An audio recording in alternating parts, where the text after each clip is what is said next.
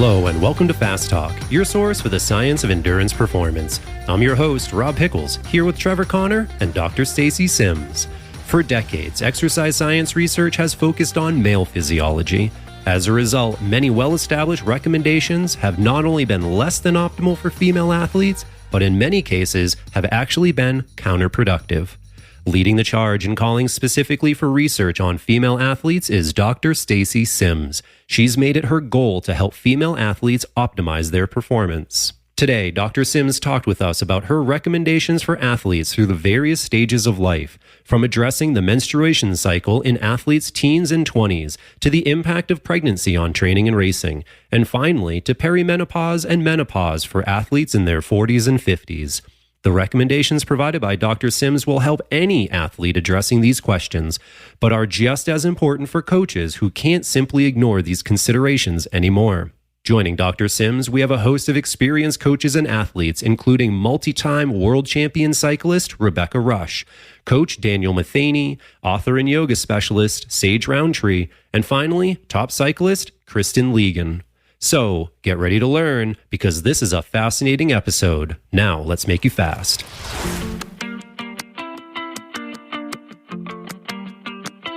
Listeners, it's here. Our guide to polarized training featuring Dr. Steven Seiler. Training for endurance sports can be hard. It's way too easy to do too much for too long and pay the price. Our frequent contributor, Dr. Steven Seiler, is widely considered to be the modern pioneer of polarized training. We are excited to offer you the largest and most comprehensive body of work on this topic. All this content is free through September 29th. See it now at fasttalklabs.com. Well, I think that we're in for a really great conversation today because we have with us, Stacy Sims. And Stacy, I was doing a little bit of online stalking of you the other day. And you describe yourself on Instagram as a researcher, an author, and an expert. But in my opinion, I think that you're a heck of a lot more than that, right? You're a mom, you're an inspiration, you're sort of all of these things. And so I'm so glad that you're here to bring all of your different knowledge that you have on women and how us as coaches can work with them, how you can bring that knowledge to all of our listeners. Thanks for having me, but also whoa, thanks. Well, great to have you on the show again. And this time we have you here in person because we've had you on before, but we were talking to you from New Zealand. Yeah, I'm in the real world of the U.S. now. Well, it's nice to have you here. Stacy, when I was doing that Instagram stalking of you, I came across a post that you had that women are not small men. And that is certainly something that I've heard in the past, but I think that it resonates with me and it might resonate with a lot of other people. And so I would love to begin our conversation there. What are just sort of the fundamental physiological differences sort of between men and women that in some regard make women special, because there are definitely areas where they're more advanced, so to say, than their male counterpart? Yeah, well, when we look at sex differences from birth, right, we know that there are inherent morphological differences that come out. So we know that women have smaller hearts, smaller lungs. They have lower oxygen carrying capacity because they have less hemoglobin. They have differences in their hip and shoulder angles. They also have a difference in their center of gravity. And even metabolically, they're different in the fact that women are born with more protein in the mitochondria to be able to use free fatty acids. And then when we get into puberty and we have the exposure or the epigenetic changes that come with the exposure to estrogen and progesterone, this is where a lot of people think, there's differences between men and women because now women have a menstrual cycle or have estrogen and progesterone and men have testosterone, and that's where the divergence takes place. But there's actually two separate aspects. We have the sex differences that come from being XX versus XY, and then we have the overlay of hormones. So even when those hormones disappear, we still have inherent sex differences. So this is, again, the morphological. And then we look at metabolic aspects where women will clear through blood sugar a lot faster and then tap into fatty acid and not so much muscle glycogen usage. So this is where we look at carbohydrate usage during exercise, why women tend to have more GI distress when they're trying to find general guidelines. So there are small little inherent factors that can impede women's performance because we have these sex differences that haven't really been addressed when we're looking at protocols or looking at guidelines. And so I think that that's a really interesting point that you sort of ended on, where there might be lacking the depth of research for females and for female athletes in particular as compared to men. One, why is that and what can we do to change it? And then all the things that we talk about today, is this knowledge research based or is it anecdotal? So what we'll talk about today is research-based. The depth of research in sports science is not as much as we would like it to be. There's been a big push in about the past 4-ish years to really go after a female athlete, looking at proper methodology, accounting for hormone perturbations. So there's been some really good recent research that's come out that has not yet been implemented into protocols and guidelines. But I'll talk about that as we go.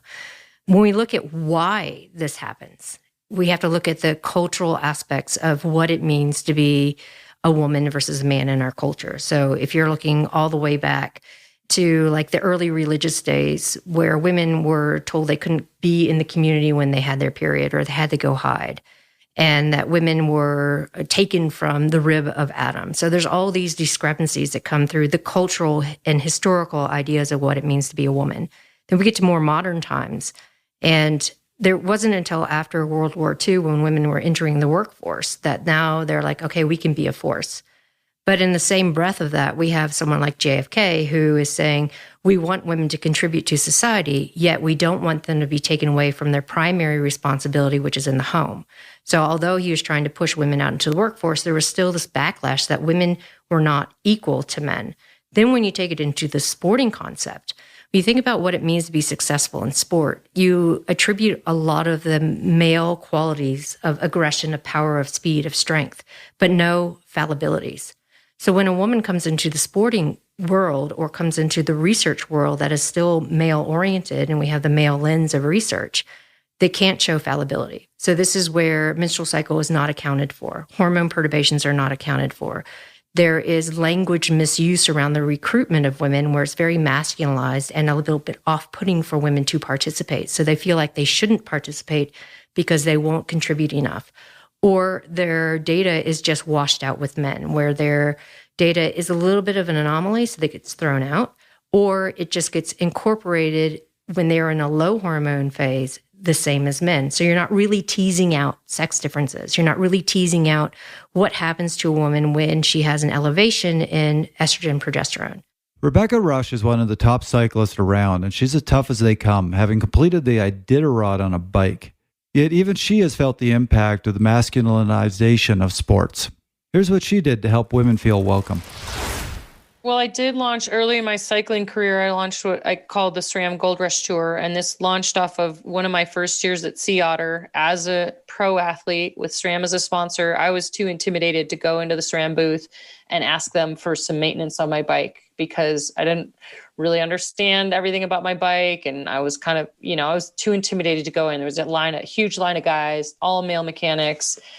And I was like, man, if I'm a pro athlete sponsored by them and I'm intimidated to go into the booth, something's wrong. And I'm not putting any shade on SRAM. That's just how the industry was. And so I went to the founders of SRAM and said, this is how I feel.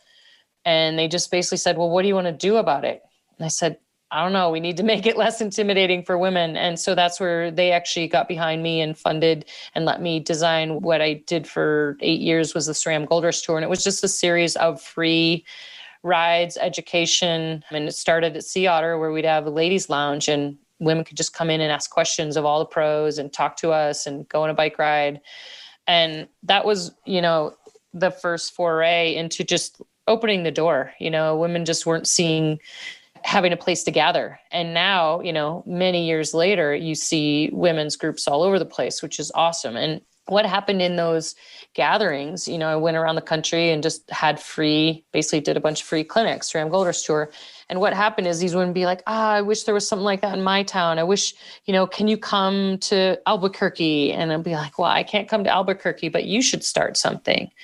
And I had women come back years later and they're like, I started a group with my local bike club. And so really I was just this little bit of a catalyst for women and girls who were ready to do their own thing. And that was pretty cool. So that was one thing I did that I'm pretty proud of, because it definitely made a difference. And I did some local events here with young girls, that was sort of a precursor to the Idaho NICO League. And now those girls, one of them's a pro rider and, a pro downhiller. And I remember teaching her to ride. And so just kind of share it. It all goes around with sharing the knowledge that you have, but making something welcoming and accessible so it doesn't feel intimidating, I think is key for any group, whether it's women or people of color, or it doesn't matter. People just want to feel like they're not going to be laughed at and they're going to be welcomed, and, that they can ask questions, even if they seem like stupid questions. So when we're looking at the guidelines and protocols and testing protocols, everything from FTP, VO2 max, lactate threshold, ventilatory threshold, and we look at guidelines of carbohydrate and protein intake, all of this is based on male data that's then been generalized to women. So now we have this pushback and we're saying, hey, wait, we look at this research and, for example, the guidelines on carbohydrate intake for women. In that specific position stand, there's over 160 articles that are cited, scientific articles that are cited. But of those 160, there's only 16 that reference women, and none of them have to do with carbohydrate intake. It has to do with iron deficiency, it has to do with low energy availability, but nothing guides what should women have to be successful in endurance sport with regards to carbohydrate intake. So these are the things that are now starting to be addressed. And these are the things that women are like, wait a second, I'm not doing well on the 90 grams of carbohydrate per hour. Why not? Well, because your system isn't designed to absorb that. And so now with this upsurgence and push for female research, everywhere from cell culture models have to include female cells, all the way up to whole systems have to include women and account for menstrual cycle or other hormone profiles. We're starting to see some really good, robust research coming out to show that the protocols and the guidelines should be different for women. So I'm really interested in this because you look at sports nutrition right now, it is all about carbohydrates. Like you look at the work of Dr. Eukendrup, and we got to figure out how to cram more into you than your body can normally handle, because the more carbohydrates you can get, the better. But you're saying that's not necessarily what's best for women. So what would be your recommendation? For example, this is great. We're now seeing grand tours for women. Tour de France is going on right now. The men are cramming in as much carbohydrates as they can at the race. What would their strategy be? So for women, it depends on the hormone profile. So if we're looking at things like carbo loading, we know it doesn't work for women, primarily because in the high hormone phase, after ovulation, the menstrual cycle, estrogen progesterone's job is to take carbohydrate and protein and shove it into the endometrial lining. So when women are like, oh, I'm carbo loading, in fact, that carbohydrate is going to create glycogen stores in the endometrial lining, not in the liver and the muscle. And we look at fueling, how the body fuels during endurance exercise in that high hormone state. This is where women clear blood sugar quickly and then go into more free fatty acid and amino acid utilization. So if you're looking at high intakes of carbohydrate during that phase, it sits in the gut, because the body's like, I can't handle this much. I have a slower gastric emptying rate. I'm more sensitive to carbohydrate. I can't absorb as much, especially if it's fructose-based. So when you're seeing girls and women who are trying to put in a lot of carbohydrate in the moment, this is where they start hitting the wall. They start getting a lot of GI distress. So we look specifically at, let's increase total carbohydrate intake in the meals, because this is how your body is going to have more carbohydrate availability. And this is how we can tap into it. So then during exercise, you're not going on necessarily grams of carbohydrate per hour. We're looking more at calories. Okay, how many calories? And it depends on workload and again, the hormonal factor. So if we're in the high hormone phase and the calories per hour, there's more coming from carbohydrate. If we're in the low hormone phase, the body does tap into more liver and muscle glycogen. So you have a little bit more carbohydrate available for keeping blood glucose elevated. But we know that you go through that more rapidly. So in that particular phase, the low hormone phase, we want more carbohydrate with protein, because the default when we start getting too low in carbohydrate is to burn through amino acids and then get into free fatty acid use. So we have to understand where the woman is in her hormone profile to be able to be more prescriptive in what they need when we're talking about the elite level. In the more age group level, it's more of a fitness dependent. So if your body is used to using more carbohydrate, then you're going to be okay if you're using that, as long as you're attenuating GI distress. But the fitter you get, the more we need to be in tune with where you are. Are you on an oral contraceptive pill? Are you using an IUD? Are you naturally cycling? Are you amenorrheic? So all of these things can actually factor into what you need to use during your race or how you're recovering. What is your fueling strategy? And we also know that nutrient timing for women is so much more important than men. And this comes from the hypothalamus reading the nutrition density and nutrition availability in women versus men.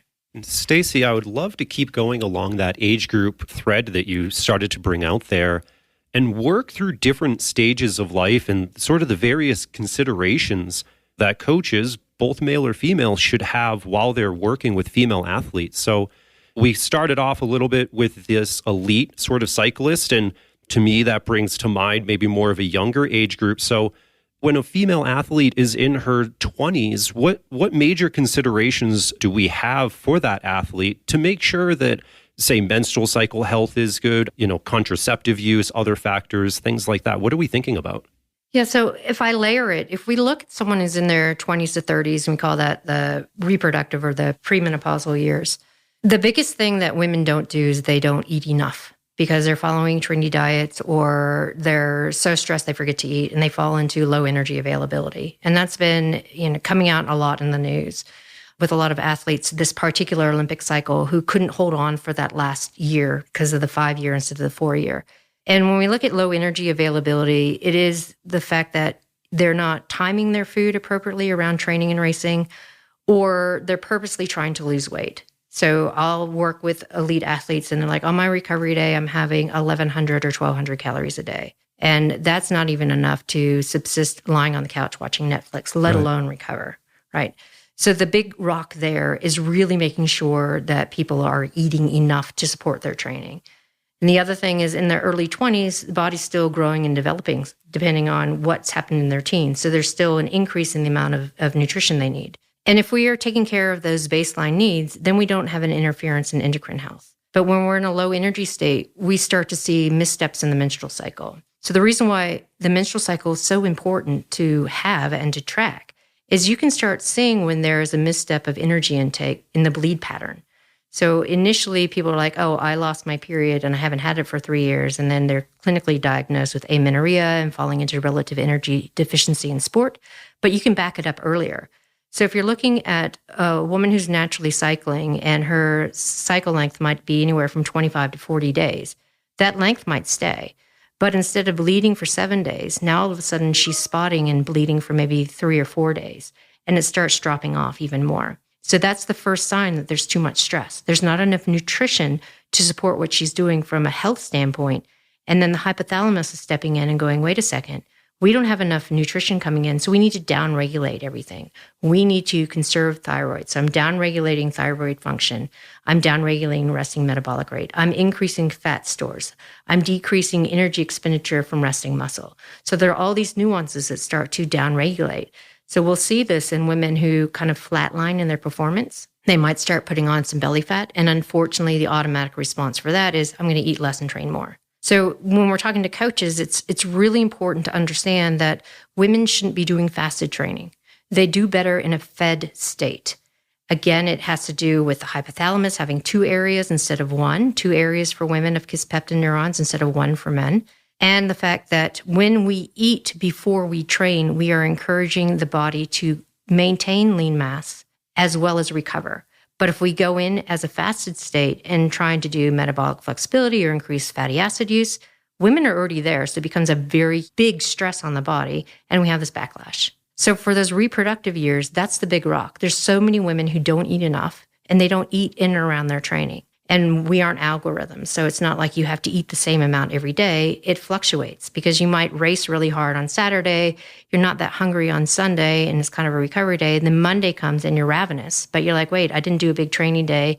It's not my recovery day. So they cut back. And that's not the thing to do.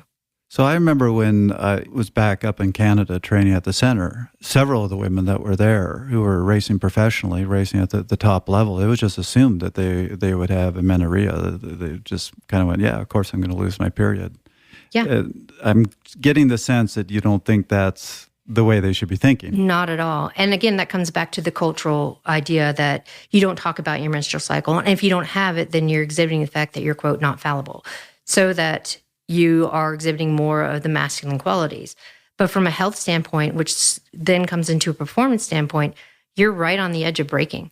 And we see this when you're amenorrheic for a bit of time, you're having more soft tissue injuries, you're having cardiovascular issues with rushing heart rates, you're not able to fuel for the top end efforts because your body just can't get there. And again, it has to do with all the down regulation aspect. I was in a conference and one of the elite running coaches stood up and said, but we know our athletes are ready to peak and perform when they're amenorrheic. And we're like, what? Are you kidding? And it just is because it's so ingrained in the sport culture that it's normal. But we're seeing now with more education around low energy availability and menstrual cycle dysfunction that people are like, I'm going to use my menstrual cycle. And if there's dysfunction, then there's time to fix it so that I can stepwise increase my performance because it means it's less time out from injury, from illness, from other things that add up to people not being able to train or perform.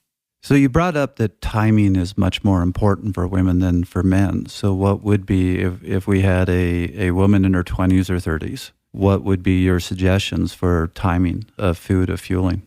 Yeah, so making sure that you're eating something before you go out. And if you're someone who has to get up early and train, you're like, I can't eat, I'm not hungry. I'm not saying a full meal. It could be a piece of toast, a half a banana, a protein fortified cold brew.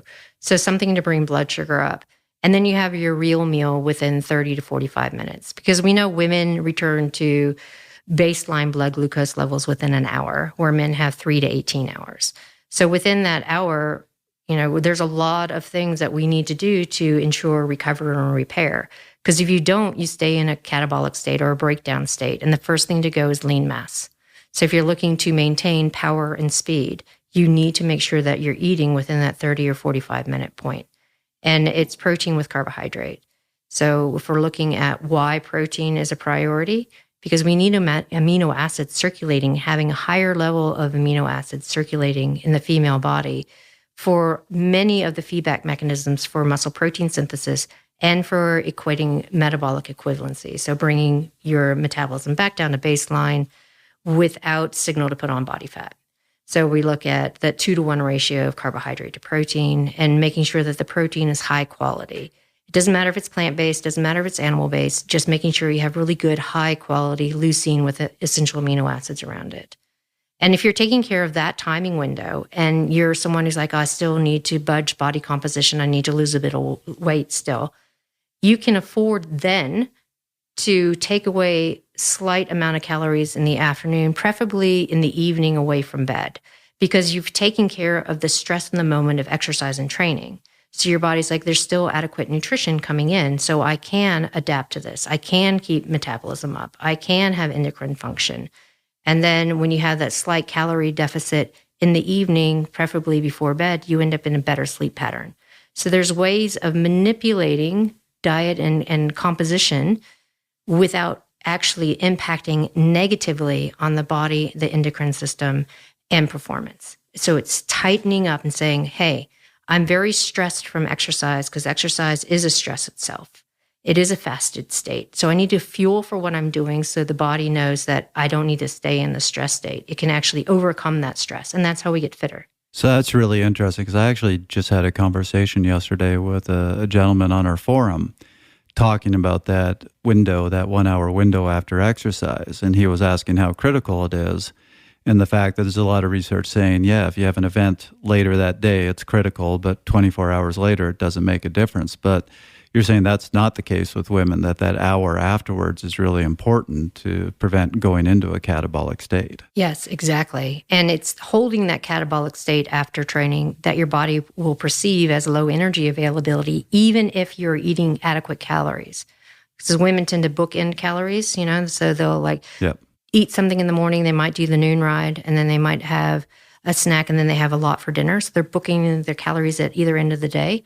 But their body's like, I need fuel in the day around training. So their body's in that breakdown state. And that signals to the brain that there isn't enough nutrition and you get into this cascade of low energy availability. We've done some research on recreational female athletes. We know that over 60% of them are in a low energy state.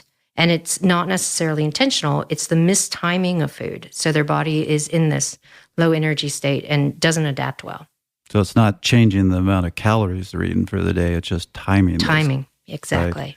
And I know a lot of endurance athletes that finish a hard workout and go, I'm not going to eat because I'm trying to drop weight. Yeah. Or I'm going to have coffee to increase the burn. Yes. And it's like, no, you're increasing cortisol and you're signaling your body to break down your lean mass. Which is the exact opposite of what you want. Exactly. So if we look at trendy diets, like most of them out there, you have the keto, the low carb, high fat, intermittent fasting. So what's really important to understand is that the data from these diets have come from initially a clinical population of obese sedentary men trying to lose weight for surgery or metabolic control. And then they crossed over into the fitness world and it became this thing. Oh yeah, if I do keto or I do low carb, high fat, or, I'm doing intermittent fasting and doing my training in the fasted window, it's going to increase my body's metabolic efficiency. It's going to increase my ability to burn fat and use fatty acids. Again, male data. So when we look at the outcome for women, it's not the same. We see there's an increase in sympathetic drive instead of parasympathetic drive. So women tend to get tired but wired when they're following these diets. There is an increase in insulin resistance instead of better blood glucose control. We also see things like a difference in telomere length, but not in a positive way for women. Exercise in itself has better longevity data for women with regards to how it stresses the body to improve overall health and stimulus. And when we're looking at what these trendy diets do, is it puts those women smack dab in where we don't want them, in that low energy state or the body perceiving it to be in a low energy state. And again, as I said earlier, we know from hard, good research that women do better in a fed state. Even in resistance training days, if women are having around 90 calories of protein before their resistance training, they end up with a greater amount of post-exercise energy expenditure and a raised metabolic rate than if they were to just do nothing or have a carbohydrate bolus, which is not the same for men. Because men, like I said earlier, they go through liver muscle glycogen and they don't tap so much into fatty acid use until they are really, really low. And that's why fasted training or ketogenic or low carb, high fat type diets work for men. But for women, we're already at our maximum ability to burn fatty acids. We don't need to learn that from those sex differences at birth. So women need carbohydrate. They need to look at fueling for what they are doing and the timing, super important. When we bring oral contraceptive or contraceptives into it, it's a little bit different yet again as compared to the natural menstrual cycle, because now we have a downregulation of our natural hormones. And the exogenous hormones, or the hormones from the pill, is what is creating that metabolic control and stimulating the hypothalamus. And it's not the same because the estrogen receptor sites are not being stimulated the same. We don't know from a stress standpoint if the body's adapting or not because we don't have a real bleed on an oral contraceptive pill. Or if you're on an IUD, you might not have a bleed at all. So it's really hard to keep track if you are in a low energy state or not. We're looking at training practices around the oral contraceptive pill. We know the first 5 days of the active pill, women are really robust to stress and they can take on high loads. But for the middle 2 weeks of the active pill, for each subsequent day they are on it, their recovery suffers more and more because you're having this stepwise increase of these hormones and they're kind of saturating. Then when you get to the second week of the sugar pill week or the withdrawal bleed, which is not a true period, it's just a withdrawal bleed from those pills, the body's more resilient. But it takes 2 days of those sugar pills for everything to wash out. So when you're looking at training stress, it's bookending the active pills with high load, and in the middle being very cognate that you can overstress your athlete. And nutrition's the same thing. It's like you're really good with carbohydrate on either side of the active pill, but you need more protein and more overall calories in that high stress, high hormone phase. So in the past, you've talked to us about the two phases of the menstrual cycle and how your body is in very different states in those two phases. How does the oral contraceptive pill impact those two phases? Well, they don't. Like you have 3 weeks of an active pill, and that's a high hormone state. And then the sugar pill week, where people have a withdrawal bleed, it's still not a low hormone phase because your body rebounds after day 2 of those pills to bring estrogen up, almost the same level as the first trimester of pregnancy. So your body's never really in a low state. It does reset and its baseline changes, so your responses are a bit different. But when we're looking at adaptation, one of the first things I ask my athletes, if they're on an oral contraceptive pill, can they get off it, or are they on it for health reasons like PCOS or endometriosis? Because if they're not on it for health reasons, I want them to come off it so we can see how their body responds and how much more they can adapt to training and training stress. So before we move on from 20 and 30-year-olds, let's talk to the coach now. So we have a coach that's working with a woman in that age range. What should that coach be focusing on? What should that coach be talking to their athlete about? So when we're looking at the actual training loads, you can do some undulating periodization just the same as you would with a man.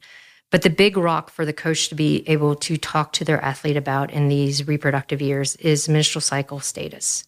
Having them track it using an app or putting it in Training Peaks to understand not only the bleed pattern and how long the cycle is, but starting to understand the nuances of maybe on day 23 of every cycle, my athlete feels really flat. So I'm not going to put in a test day. I'm not going to put in intervals. It's just something that happens. We know this. So you're able to individualize and personalize the training within the major undulation program to really work with the female physiology.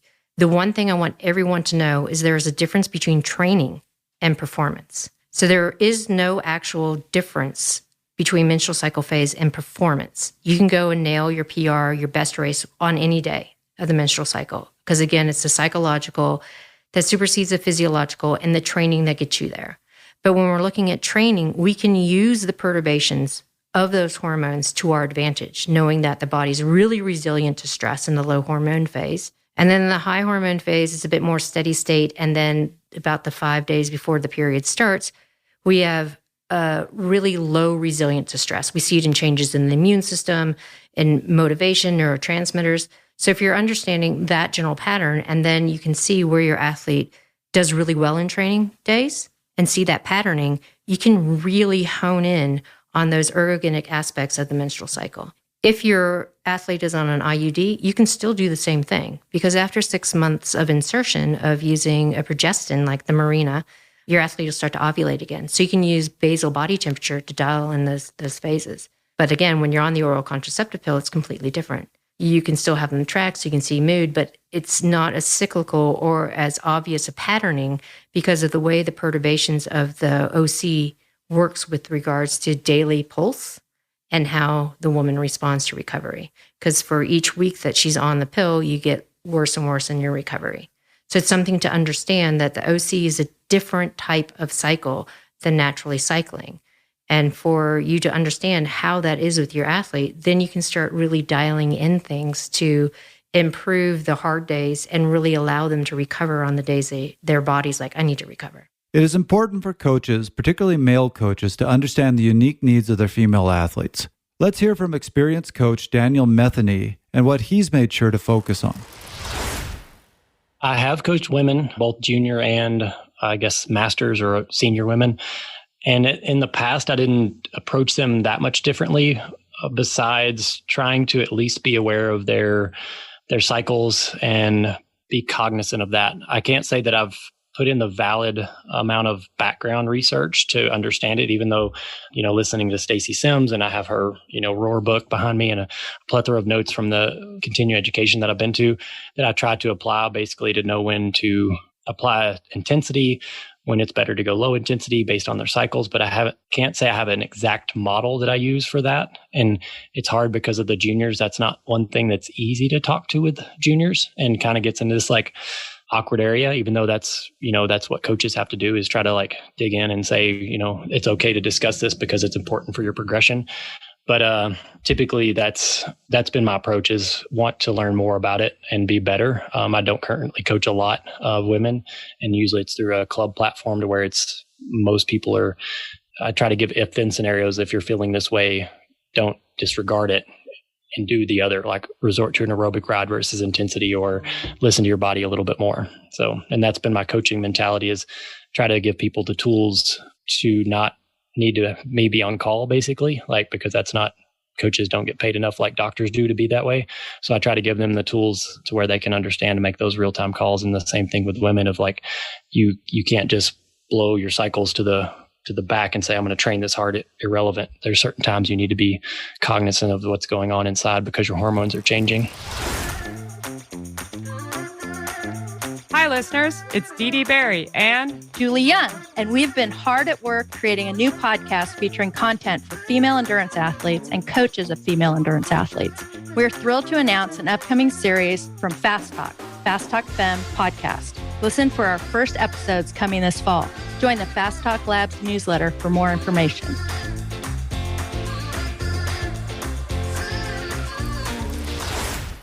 Stacy, this conversation about tracking the menstrual cycle is super interesting.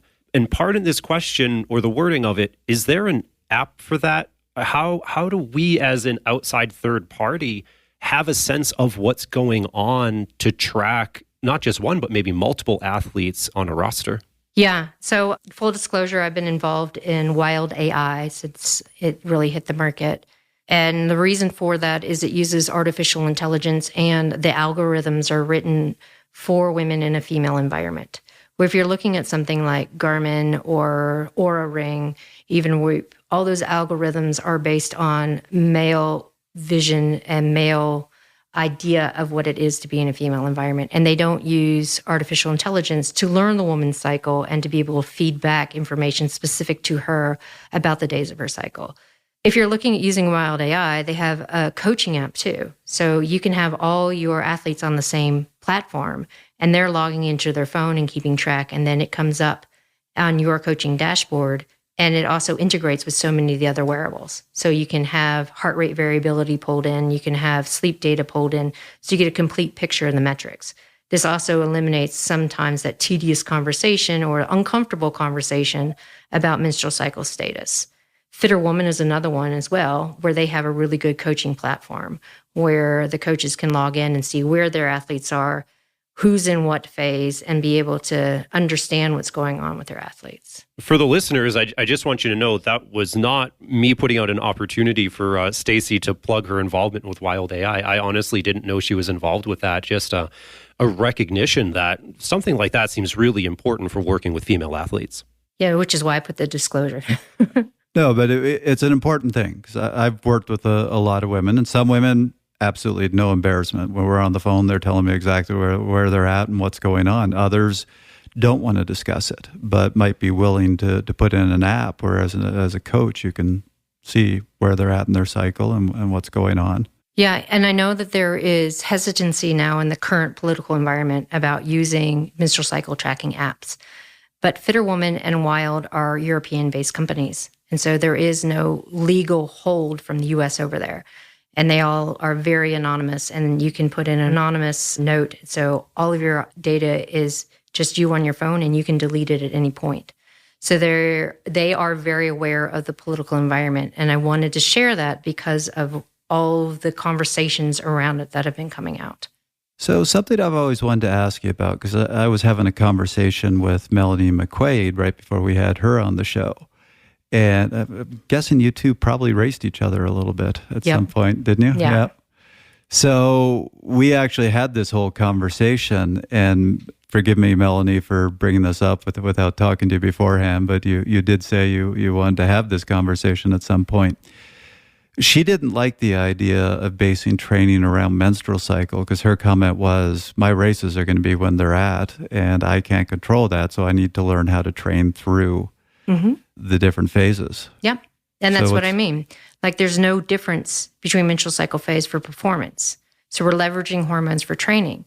Unfortunately, we have that negative self-talk as women. Like, my A race is going to come 2 days before my period comes. And I always feel super flat on that day.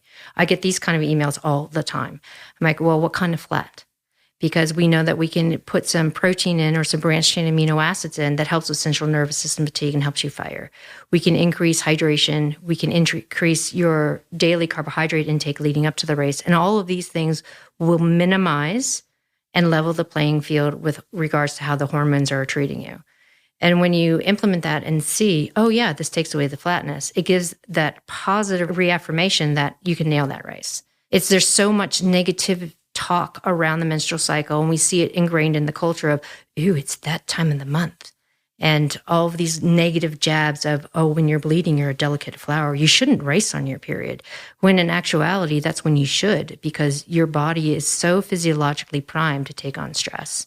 So it's that re-education and changing the language around it, and not having things like girls do this and girls can't throw and girls can't perform on their period. It's trying to get people to understand that we have a menstrual cycle for a reason, and none of us would be here if it didn't exist, for one.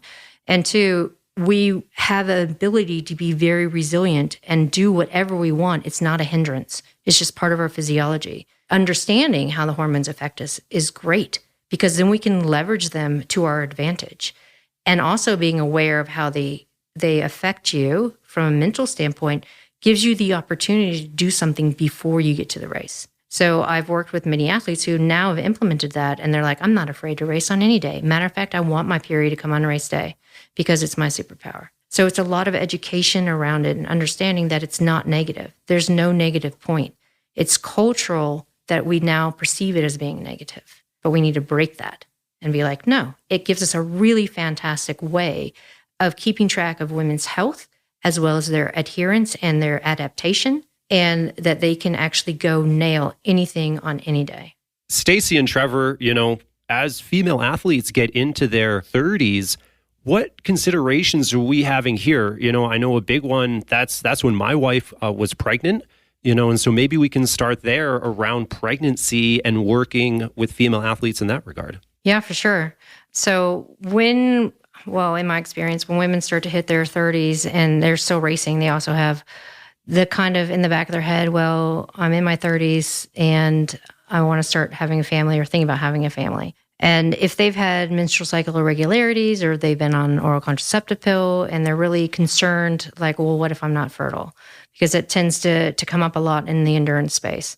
And we do see women who have had bouts of amenorrhea and their hormones aren't quite right. So we start looking at, well, let's dial down the volume and we can maintain the intensity. And again, dialing in the nutrition like we did in our 20s and our 30s to really make sure that we're fueling for it. Carbohydrate is very essential.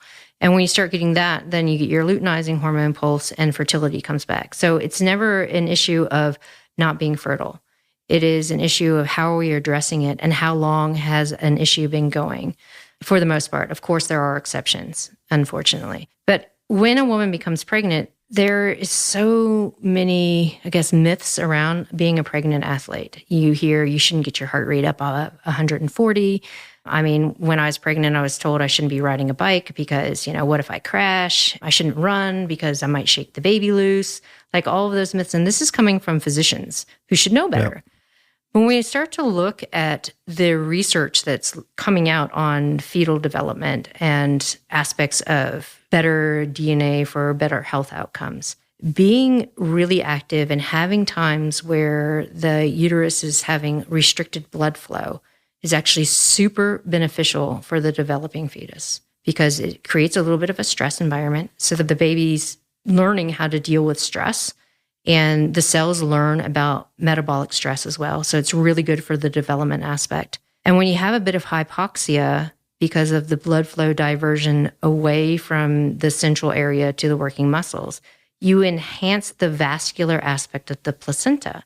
So then after exercise, you have much better blood flow and nutrient exchange with the baby. So when you're looking at what are recommendations for active women, keep doing what you are doing because your body will tell you when you can't. Like most women can't go anaerobic because their body just doesn't let them. We know that we're looking at strength training and maintaining strength training all the way through is super beneficial because it helps through the birth and postpartum where you now have strength. You have less joint issues that come with increased relaxin. And when you're looking at the health of the baby as well, the more that they have that exercise stress, the more robust and healthy the baby is when it's born. So when we have specific guidelines of the heart rate and moderate intensity activity, again, it's for women who've not been active. They should start being active, of course, because we know all this great literature about helping babies develop well. But if you are active, it doesn't mean stop and slow down. There are, again, exceptions. If you have medical issues, then yes, for sure. But with all the misinformation out there, I want to reassure pregnant women that you don't have to stop. You just keep doing what you're doing. I was riding my bike up big hills the day before I gave birth, and she was fine. It was great. So the question is, did you get a PR? Not up that hill because it was freaking hot. Okay. So that's actually really interesting because, I mean, we're a training science show. So this is all about adaptation, adaptation, adaptation. And that never occurred to me that you can have beneficial adaptations in the placenta. I would have thought the fetus is going to grow the way the fetus is going to grow, and you don't really have much control over that. But you're saying exercise and other things can actually produce adaptations that you want. Exactly. That's fascinating.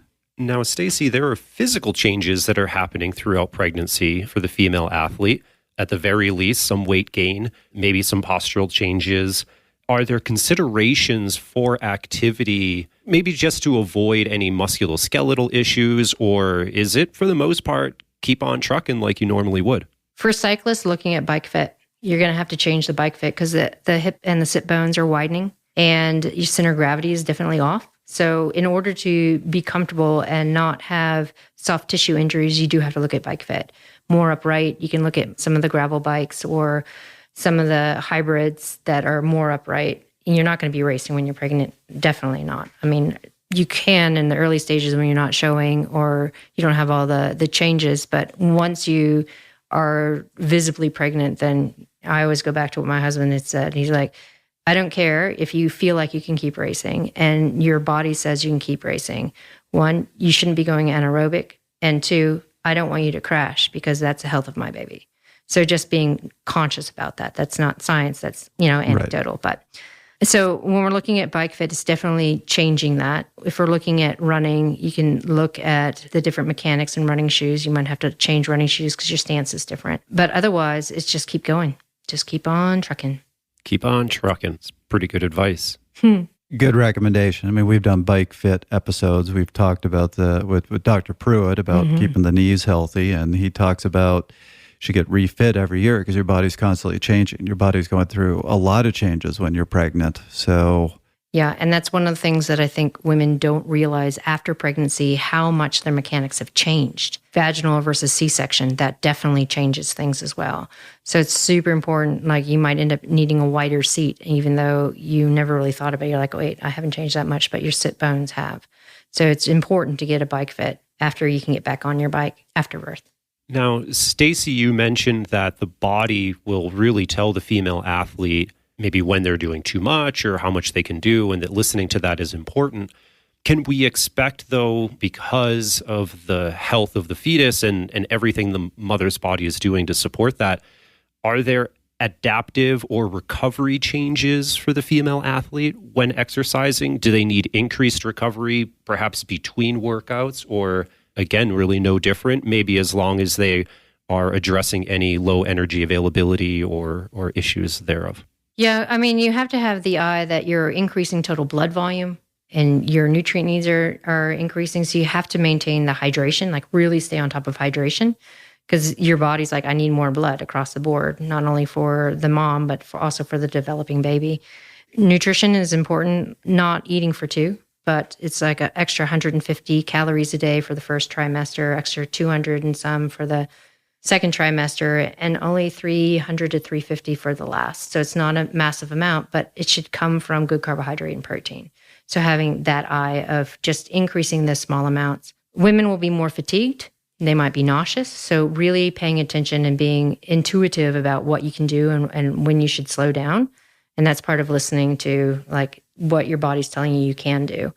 From a recovery standpoint, you're in a faster metabolic rate. So if we're looking at pregnancy, it's equivalent to doing adventure racing for 10 days. So your body's now up to a baseline of anywhere to 3,000 to 4,000 calories a day with everything. So it's a metabolic stress. So yes, you need to eat more, but your core temperature is going to be elevated. So you should take an eye to how am I bringing my core temperature down, especially if you're exercising in the summer. Because if you maintain a high core temperature, then it's reducing blood flow post-exercise to the baby as well as your muscles. So bringing core temperature down by taking a cool shower, not cold, could be 2 to 4 minutes of around 60 degrees, so it's the cold on the shower tap, just to change blood flow changes to put more blood central, so you have better adaptations with blood flow. So it's just small little things that actually help with recovery, as well as encouraging the health and development of the baby. So going back to the coach. Yeah. Obviously, this is going to be, things are going to change for the coach as well. And I know a lot of women athletes, they want to keep their routine. They want to keep things going with the coach, but goals are going to change. Focus is going to change. How does a coach help a female athlete through this phase when they're going through a pregnancy?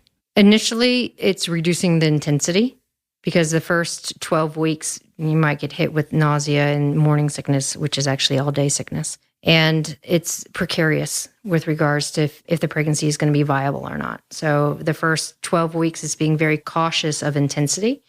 After that, you can prescribe intensity, but again, it's going to be based on RP and what the woman's body can do. Having the reset of goals of maintenance, of trying to stay fit and putting an emphasis on resistance training as well. Women are in a catabolic state for themselves, because if they're not eating enough or they're highly stressed, the nutrition that they consume goes directly to the baby. It's the priority. So if we're doing resistance training, we're also getting the signaling to maintain our lean mass and strength. So we're doing that, modifying volume and intensity. Then on the other side of birth, she's not starting from really far down below. She can pick it up. This is why you see a lot of athletes who come back racing strong and hard afterwards, is because they've had this boost of blood volume, they've had this boost of neurotransmitter changes, and they've maintained fitness based on what their body can do, so that when they are okay to go back to proper training, that they actually feel like they're fitter than before pregnancy. So it's tying in with the coach to have those conversations with their athletes and say, okay, what do you feel like you can do this week? How are you feeling? What's nausea? What's not? And there's the window of, they say the honeymoon window of the second trimester, where the woman isn't too big from the baby growing, so her center of gravity isn't so far off, and she feels amazing. So this is where you can leverage some of that training to increase the fitness aspect as she's going into the later stages of her pregnancy. So there's a lot of conversation that goes in, but it's, women want the structure. They want to know they get up and they do this, or they have the option to sleep in. A lot of runners have switched from land-based running to water running in the summer, so they can maintain fitness and it feels good with the buoyancy, but they can also get a bit of intensity. So there's those kinds of conversations to have as well. Glad you brought up the nutrition side, because that's so critical. As you said, the baby gets priority. So a lot of women, when they're pregnant, if they're not eating well, if they're not getting enough nutrient density, the child might be fine, but they'll actually produce serious nutritional deficiencies for themselves. Yeah. So the side story is I had really bad nausea and vomiting throughout my entire pregnancy. And I found out I was pregnant 2 weeks before I raced Maui Worlds. And so I started at race weight, which was around 59 kilos, and I got out of pregnancy at 51. But she was 7 pounds 3 born. So that just tells you how much a baby will take, because I couldn't eat enough. I was too sick to eat enough. So it's very real. And then people are like, oh my gosh, you're so skinny. It's like, I didn't choose this way. If I had been able to, I wouldn't have chosen this. You would have, yeah. Yeah. Wow. So it's opposite from most of the stories. Most people are like, how do I get rid of this pregnancy weight? It's like, well, there are two sides to every story. Yeah. But basically sound nutrition across the board. Well, Stacy, I want to use that to transition to postpartum. Let's get this baby out into the world and talk about what happens to the female athlete body and what should we be aware of as they're returning to sport, returning to training. Yeah, so they'll say you need a 6-week check from your doctor, and it is really important because you can have things like prolapse after birth. You can have soft tissue that still hasn't realigned. You have pelvic floor issues, of course, that might need to be addressed. And early stages, I always tell women who have given a vaginal birth to seek out a pelvic floor specialist, so that, a physiotherapist or a physical therapist who understands pelvic floor health. Because the unfortunate thing with female athletes, they could have really strong pelvic floor muscles, but they can't activate them properly. So they either spasm or they're strong but weak at the same time because they're not innervated, because of the push through the vaginal delivery has disrupted all of that. So it's really important to get pelvic floor health sorted in that first time period. When you get cleared to start training again, a lot of women are like, yeah, let's go. But remembering that your biomechanics have changed because of holding the baby, your center of gravity is still off. You're going to have to get another bike fit and running shoe assessment, all of those things to make sure that you're not going to injure yourself. And it's slowly getting back into it. Your anaerobic capacity is going to come back quickly. But when you are thinking about anaerobic capacity and doing intervals, if you're breastfeeding, then you want to think about how am I timing that? So you can still do proper training and breastfeed. It's just knowing that you want to feed, pump, then do your intervals. So instead of like getting up and going, I'm going to go out and do this now, the timing is very different. And one of the other really big things postpartum is understanding you need a support network, because there is a super, super high incidence of postpartum depression, especially in female athletes, because their whole life has changed. Like even if they wanted a kid, they don't understand the magnitude of the change. And you're close enough that you remember what your old life was, but now you're thrown into this new life of sleep deprivation. And it is a passing period, but understanding that it is good to have a support network and reach out. And it's not good to hold it all in, because this is how really serious postpartum depression occurs. And you can't fight that with sport. A lot of women will dive back into sport and training, trying to alleviate that, but it doesn't go away, and it can really become a significant problem. So reach out for that support network. So those are like the physiological comes back rather quickly after you get cleared and you don't have any ensuing complications from childbirth, and you slowly get back into it just the same as if you've had any kind of injury. But knowing that you have a boost of blood volume, you have a boost of pain tolerance, so you can start putting some hard training sessions in rather quickly. But really taking care of the mental health and understanding sleep deprivation is going to have a play into that. And then when you're 6 or 8 months down the track, that's when you can really start planning. What am I going to do next? How am I arranging this around my new life? So it is a time period where when people are like, oh, I'm having a baby and I'm pregnant, it's not just the 10 months of pregnancy. It's actually a 2-year period where you are not yourself. And when you know that you're not yourself, and you're going through all these changes, and postpartum is still a big part of that pregnancy aspect of healing from something like a massive vaginal birth or cesarean section, understanding the mental challenges that are coming, not only with sleep deprivation, but the new life, and then trying to put training into it. The training shouldn't be specific, just like it wasn't right before you gave birth, but using it as a way of starting to get fit again. And then in that 6 to 8 month mark is when you really start planning to train appropriately for something you want to do. Proper bike fit is essential for female cyclists at any age. Let's hear Sage Roundtree share her thoughts on some of the important considerations for women. Off the cuff, I'm thinking about physiological differences, thinking about, even just like equipment differences of finding a saddle that fits a different pelvis. Because if you can't get comfortable in your first few rides, you're just going to say, screw this, I'm not doing it anymore. So I think that getting the, like for me, a cutout saddle made all the difference in the world. And then like once I had found the right cutout, it was gradually making it thinner and harder and thinner and harder. So it was fine, it kind of went wide and then came back down again to a pretty minimalist saddle. Also just finding the right shorts to work with that saddle so you don't have too much cushioning. I'm sure this is the same for men, but like too much cushioning is almost worse than not having enough. So it was finding that right balance so that I could be physically comfortable. Because if you're not physically comfortable, it's just a horrible experience from start to finish. Also physiologically different is not just the pelvis, but the relationship between the pelvis and the knee, I guess what we call the Q angle, which can lead to some knee pain if you don't have like well-balanced strength through the hip and the quads. So making sure that you have a good strength training routine or a good physical therapist to help you figure out like, all right, what is it going to take so that your knees are having a good experience when you're on the bike, especially if you're locked into the pedals. Those are the two that jump out at me apart from the obvious, like, yeah, psychologically and physiologically, the guys are all like, yeah, we're out here. And, if you're just getting started and you always feel like you're getting dropped off the back or you're getting condescended to, that's a negative psychological experience.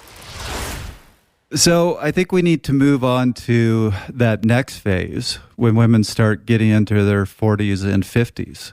Yeah. So early 40s, women will start to kind of look and go, my training and nutrition isn't quite working for me. What's going on? And this is the time super early 40s, 41, 42, 43, you're still going to be as if you were in your 30s, like nailing it, really good power, good explosiveness, adaptation is really good. But then when you get to your mid 40s, you're going to start feeling some changes, going, I just not recovering how I should be. I'm putting on a little bit of extra belly fat. What's going on? And this is where a lot of the self-doubt starts to come. I'm not training hard enough. I'm not eating right. I'm too stressed. But really what's happening is there's a shift in estrogen progesterone ratios because women are starting to enter perimenopause. And you're having more anovulatory cycles so that you don't have as much progesterone. You're having more estrogen dominance. And we start to see all these shifts. So if you're thinking about puberty and everyone talks about, oh my gosh, kids are going through puberty, it's a nightmare, hormone nightmare. It's kind of the same thing, except now the hormones are dropping instead of coming up. So your body's been used to having exposure of estrogen, progesterone in a cyclical pattern for 20 plus years. And now all of a sudden, that cyclical pattern is changing. So every system of the body is being affected.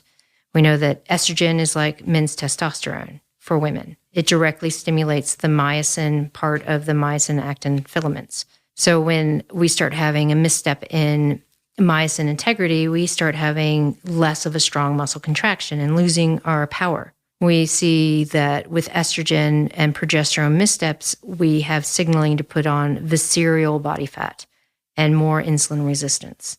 So all of these things start to occur, not really powerfully, but just enough for women to start questioning what's going on. I need to reassess, or unfortunately, like I said earlier, the first answer is I need to eat less, train more, which is not what we should be doing. Because we're having these changes in these hormones, we need to look at what kind of external stress we can put on the body that will cause the body to adapt and respond as if these hormones were working for us still. So the biggest changes we start to see is about the 5 years before menopause, knowing that menopause is one point in time that marks 12 months on the calendar of no periods.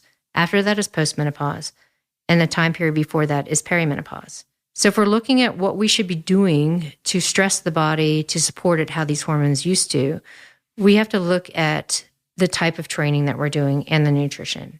So if we look at that moderate intensity, long, slow stuff, we're seeing a greater amount of older women in ultra endurance, like ultra running, the 100-mile gravel races, all of the ultra endurance stuff, because that's where they naturally fall. We're starting to go slower. We're starting to become more endurant because that's where, from sex differences, women naturally fall. But there's a whole bunch of women that don't want to do that. They don't want to, quote, age out. You don't have to. Because if we change the training to look at doing the very top end, like true sprint interval training or true high-intensity interval training, not the F45, 45-minute body weight stuff, but actual hard sprint stuff and recovering from that. And then the endurance stuff is super, super easy. So it's the polarized training idea. Dropping volume, maintaining intensity. This is how women progress in their power and their performance, even in endurance sport, especially in endurance sport. And the reason for that is we start to get epigenetic changes to maintain power within our muscle fibers. We're getting more recruitment. We're getting the signal for more fast twitch action, and we're not losing it, which is what we would do if we weren't changing our training. The other thing to remember is resistance training is super, super important because women lose their lean mass and they lose their bone density as these hormones start to shift, because estrogen, like I said, is tightly tied to muscle integrity, muscle development. Progesterone and estrogen both work together for bone mineral density. So when those ratios change and we start to lose it, we have to look at resistance training and plyometric work. So resistance training is heavy lifting. It is that 3 to 5. So it's 3 to 5 exercises, 3 to 5 sets, 3 to 5 minutes recovery, not cardiovascular work. And it might take 30 minutes, but we're looking at heavy work. So by the last rep, you're really not finishing it because you can't. So it's true power training. This recruits more fibers. It increases the action of that neuromuscular connection, so you're maintaining the power. It's increasing the integrity of the myosin and telling the body, hey, we need myosin still, so let's keep going. And it also instigates that muscle protein synthesis response. With lean mass as well, we know that in the reproductive years, there are 3 pathways for muscle protein synthesis. One of them is IGF-1, which is tightly tied to estrogen. So when estrogen starts to drop off, we lose that pathway, or it's significantly attenuated, I should say. So the other two that we have is mechanical stress and amino acids. So we're doing the mechanical stress through high intensity work and resistance training. We have to follow it up with a very good dose of protein, around 40 grams, because women are now becoming more anabolically resistant, especially with muscle protein synthesis. So we need that higher level to instigate that response because we don't have estrogen. So it's looking at that nutrition timing that we've talked about, but it's changing it to increase the protein. Carbohydrate comes down because we are more insulin resistant. In and around training, you can definitely have carbohydrate, which you should for sure. But the rest of the time, it's the eye to more fruit and veg to take care of gut microbiome and also address some of the insulin resistant aspect. Plyometrics, super important as well. If you have to choose between doing sprint interval training and plyometrics is the way to go, because you're going to get epigenetic changes within the muscle that encourage the muscle to pull more carbohydrate in without insulin. But you also have multi-directional stress, which is what the bone needs to maintain bone density. So when we're looking at endurance athletes who are like, but I love my endurance, what do I do? We look at implementing quality, high intensity with resistance training during the week. And then on the weekend, we might have not group rides, because that ends up falling into that moderate intensity, but really controlled low intensity soul food type exercise. So you're not giving it up. You're just switching it, where the focus of that 80% of polarized training is on that quality, high intensity resistance training work. And then the 20% is on that volume. And this is how we keep performing, we keep our power, we keep our bone density, we keep our lean mass, and we don't age out. So in some of these other conversations, you've brought up the mental side. Mm-hmm. I think there is a big mental side here. I've coached a few women who have gone through menopause, Mm-hmm. and it's life-changing. And they were not happy about it. No. So how do you as a coach help a woman through that? Yeah. So one of the other things to understand is that with the fluctuation of estrogen and progesterone, it directly affects the neurotransmitters. So you'll have episodes of high anxiety, depression. You also have irritability that isn't really sparked by anything. So people are like, why am I so irritable? And all of it has to do with neurotransmitters. So we can look and say, okay, well, what do we need to do? So this is where things like adaptogens and creatine really come into play to help modulate those mood changes that are neurotransmitter based. The other problem with menopause and the mental status, I shouldn't say it's a problem, but it is culturally we don't talk about it. As much as people don't want to talk about periods and menstrual cycle, that is becoming more normalized. But when we talk about menopause, the automatic image that comes to so many people is the golden girls, like old women, right? Right. And this is another reason why people are like, I'm not in menopause. I'm not perimenopause. I don't want to talk about it. And so they have a hard time discussing with their coach, which is going on because of that cultural nuance. And it can be perpetuated if we keep doing not the right kind of training and matching nutrition. So then we can start falling into the I'm too old to race mentality, which is super hard because women who race and are competitive, their identity is wrapped up in it. So when we start changing things and we start seeing performance improvements and body composition changes, it improves also part of the mental status. And it's hard. I'm not going to lie. Like Celine's work with her community of peri and postmenopausal women, you'll see it all the time. They're like, I'm going crazy. I don't know what's going on. And it's so the support network where people can go and talk about it so they know they're not alone. And so as a coach, you can approach it and say, look, there are neurotransmitter issues that are going on. We know that there's a cultural issue going on, and it's okay to talk about it. Like, it's okay to say, I'm in perimenopause and I'm going through these changes, and know that you're going to have days that are really low and days that are really fantastic. And that's all part of it. Because men age in a linear fashion. There isn't this discernible point where all of a sudden they're changing so rapidly. So we don't hear about it in the cultural context. That's what I was going to say. In a strange way, we can kind of fool ourselves. Like we might get some gray hairs, things like that, but there's no event in our life that says you've hit a certain stage in your life. Right, exactly. That women have. Right. And even with testosterone, it's a slow decline in men where all of a sudden women are, boom, losing estrogen, right? And so there's all of those rapid changes. So it's the support. So if you have an endurance athlete who's really fighting against putting some resistance training in. It's small doses of it to really start to address some of that. And then as she gets stronger, she's starting to see her performance come up. So it's small strategies, because it's not only the training and nutrition part that changes, it's the whole aspect of who she is, her identity. It's the whole aspect of changing everything that she's doing that she's been used to for however many years she's been in sport. And it's also the time point where a lot of women are finding success in career. They might have younger kids, or they might have teenagers, they might have aging adults. So there's all these external pressures to consider as well. So all of those impact on the mental capacity that women have, plus the issue of changes in neurotransmitters, plus brain fog, which people are like, what is that? It's you're walking through the day in a gray haze. That's the best way it's been described to me.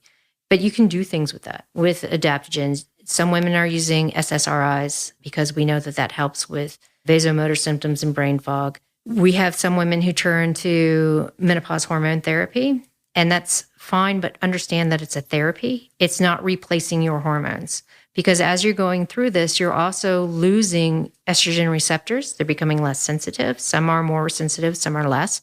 So when you're adding exogenous hormones, don't expect that to do the same thing that your natural hormones did. It helps slow the rate of change. It definitely helps with mood. It helps with a lot of the other symptoms that interfere with life, but it's not the panacea that we want to avoid this aging process. What is your feeling about that? Because I know a lot of physicians, as soon as their patients hit menopause, they put them on hormone therapy. It's just almost a given. I know. It's like when a teenage girl comes in with irregular periods and they're put on an OC. Yeah. There's a time and a place for exogenous hormone use. And like you can, if you have serious health issues like PCOS or endometriosis, that's great for OCs. When you are going through the menopause transition and your symptoms are interfering with your daily quality of life, so your mood is one where you're so significantly depressed and you're very lethargic and you can't sleep because you have lots of vasomotor symptoms and you have no sex drive, and there's all of these things that are interfering with who you are, then there's a time and a place to talk to your physician about using menopause hormone therapy. Notice I'm not calling it hormone replacement therapy, because we're not replacing. It's a therapy, but you also need to change training and nutrition with the hormone therapy to maximize your potential. And then down the track, we know that 5-6 years post-menopause, this is where you want to start tapering off, because you've gone through the transition. And if you've changed up training and nutrition to help with body composition, that when you taper off the hormones, you don't have this massive backlash about being on them. So again, it's a therapy to get through things, because it is a very difficult time for women. But there's also other options that you can use. You can look at using, like I said, SSRIs. You can look at using adaptogens. You can look at using cognitive behavior therapy. So there are other things to do before the automatic response of here are some hormones. Now, what about women? We talked about contraceptives. What about women who, before they were on menopause, were on birth control for years and years and years? Do they continue that? Do they get off of that? And what is the impact on them if they come off of it? Yeah, so this is something they need to work with their physician. And there are medical recommendations for women who are over the age of 40 to get off oral contraceptives because of some increased DVT risks, but also because we don't know when they're hitting that perimenopause. The general recommendation is to go off OCs and then use an IUD. And then because your body may or may not start ovulating again, depending on if you have ovarian failure from menopause or not, they can keep track of that on an IUD and help you understand where your body is. So there's definitely a phase in, phase out with using OC. And it's something you should talk to an endocrinologist about. First, you can talk to your GP, but it's doubtful they know a lot about it. There are some really good specialist endocrinologists around the country now that are working specifically with active peri- and postmenopausal women. So it is definitely something to have a conversation about. We've talked about a lot. We're getting towards the end of our time here. So before we finish up, we did want to ask you about your new book. Yeah, so on the offshoot of the first book, Roar, there was one chapter on menopause and had so many women who were looking for information because most of the information out there was on sedentary women who weren't active. So the active women got a plethora of questions about it. So then we wrote a book that was specific to peri- and postmenopausal women, Next Level. got to kicking ass through the menopause transition and beyond. So the small little bits that I talked about are just highlights, really. But the whole book is a bunch of information to really help navigate all of this. I'm glad that there are increasingly worthwhile resources for women, right, that are specific to the women, the female athlete. I know that Trevor and I were involved on a podcast with Tennille Hoogerland called Perimenopause and Beyond, I believe. And it's just, it's so nice to see, to round this conversation back to where we started of there hasn't been enough research. There isn't enough information. I'm really excited that we do have these experts now who are taking women into consideration, as they should be. So thank you. Me too. I bet. Where was all this information, Stacy? I know. 100 years ago, Yeah. Not even. Where was this information 5 years ago? Right. Finally, let's hear from Kristen Legan and her thoughts on how things are changing for the better. I think Stacy Sims is doing incredible work on the physiological side of female athletes and what does it mean in terms of how we should be training, how our bodies are reacting to the training. And so because of her kind of leading the way, there's more and more research coming out that's helping us kind of identify those things. But I'd say maybe even bigger of a challenge or difference is just there's a big mental difference between female athletes and male athletes, I find, for the most part. This isn't across the board, but just the way a lot of women approach sports. It's more about themselves. It's more about this internal pressure or the satisfaction of completing a workout because that's how they feel. And it's not as much about beating the person next to you or, getting a podium. And, of course, there's always women that are interested in that. But I just think the way you set up goals and motivation for women can be really, really different. And it's just about having that conversation and kind of figuring out what drives each individual athlete, whether they're male or female.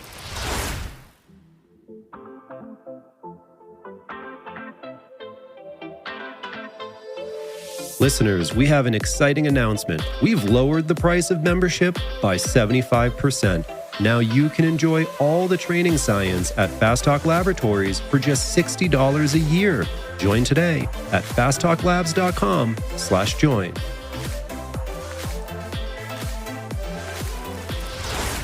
And at that note, I'm going to do a quick little plug here that coming out this fall on Fast Talk, we have a special podcast that's going to be hosted by Julie Young and Dee Dee Berry, talking about all the different sides of training and racing for women cyclists. So we're really excited about that. But truly enjoyed your first book, Roar. I've actually read it twice now. Oh, thanks. And excited to see your new book. I'm glad that you got that feedback and are able to give women athletes this information. I know they've been looking for, that they've been searching for. Yeah.